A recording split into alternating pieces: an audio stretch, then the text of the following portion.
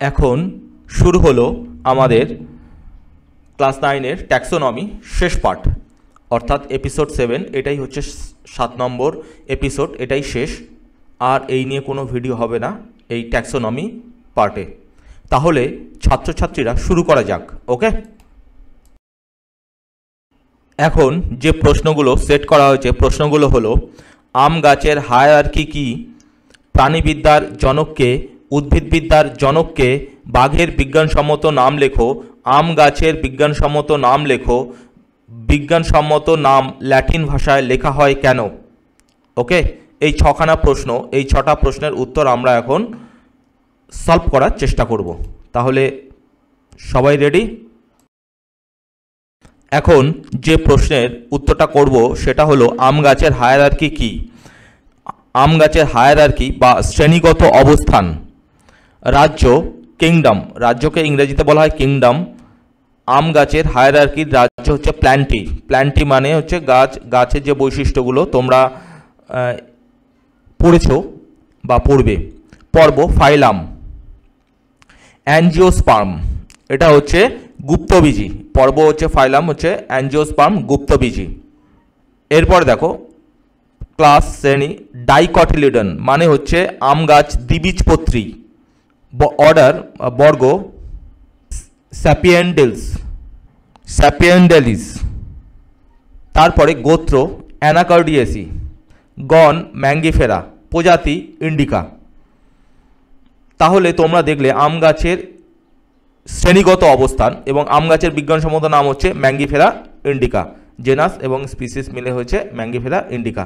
তাহলে তোমরা এই যে হায়ারার্কি বুঝলে, আবার বলে দিচ্ছি: প্ল্যান্টি, অ্যাঞ্জিওস্পার্ম, ডাইকটিলিডন, স্যাপিয়েন্ডিলস, অ্যানাকার্ডিয়েসি, ম্যাঙ্গিফেরা ইন্ডিকা। ওকে,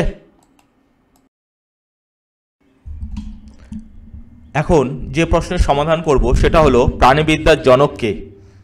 প্রাণীবিদ্যা বা জুওলজি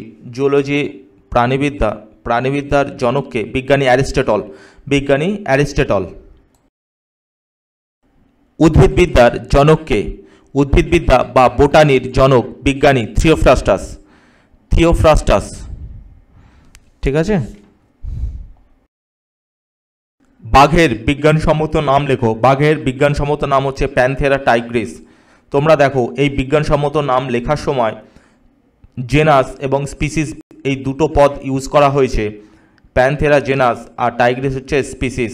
দেখো প্যানথেরার প্রথম অক্ষরটা কিন্তু ক্যাপিটাল বা বড় অক্ষরে লেখা হচ্ছে, আর বাদবাকিগুলো কিন্তু সব ছোট অক্ষর।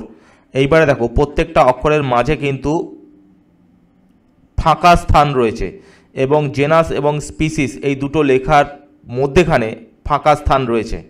তাহলে বোঝা গেল বিজ্ঞানসম্মত নাম লেখার নিয়ম: প্রথমে বড় অক্ষর দিতে হবে, তারপরে সবই ছোট অক্ষর, এবং জেনাস এবং স্পিসিসের মধ্যেখানে কিন্তু স্পেস বা গ্যাপ দিতে হবে, এবং এরপরে এদের নিচে কিন্তু একটা করে দাগ দিয়ে দিতে হবে, তবেই হবে বিজ্ঞানসম্মত নাম। বিজ্ঞানসম্মত নাম কিভাবে লেখা হয় সেটা আমি সংক্ষেপে তোমাদের বলে দিলাম।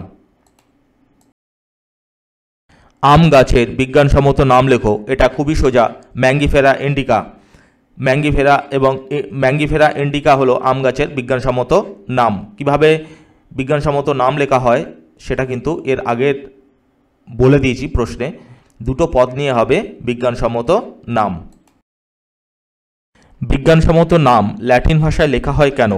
তোমরা দেখতে পাচ্ছ এখানে ম্যাঙ্গিফেরা ইন্ডিকা, প্যানথেরা টাইগ্রিস এগুলো সবই বিজ্ঞানসম্মত নাম। এগুলো ল্যাটিন ভাষায় লেখা হয়। তার একটাই কারণ, বর্তমানে ল্যাটিন ভাষা ব্যবহার করা হয় না। ল্যাটিন ভাষা অত্যন্ত প্রাচীন একটি ভাষা।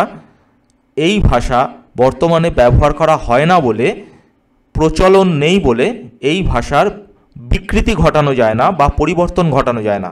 এই কারণে কোনো নাম অবিকৃত রাখার জন্য বিজ্ঞানসম্মত নাম ল্যাটিন ভাষায় লেখা হয়।